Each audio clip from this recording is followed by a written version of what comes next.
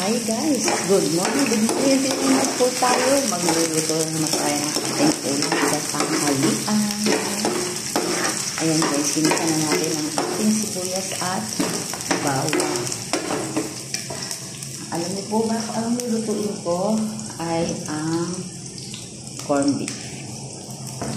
Siyempre, corned beef, wala akong patatas. Kumuha ko sa hardin ko ng kangkong. Ay, ano ba yan?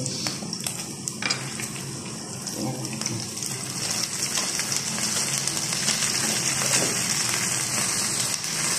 Guys, normal lang ba itong may puti-puti? Ayan. Normal lang po ba yung may puti-puti? Ayan. Hindi po ba kaya yung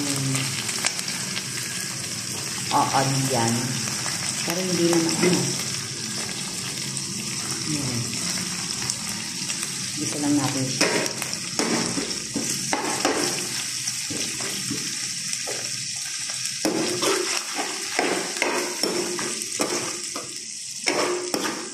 Ayan guys.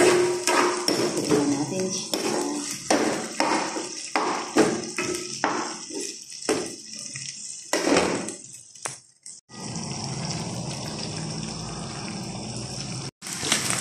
Ayan guys, ito po yung ating corned beef. Masarap. Wala tayong magawang ibang gulay. Kangkong lang po guys ang ating ilagay. Ang kapa, corned beef na may kangkong.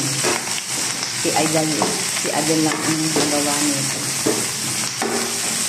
Kasi niya ko lang ng konting tubig.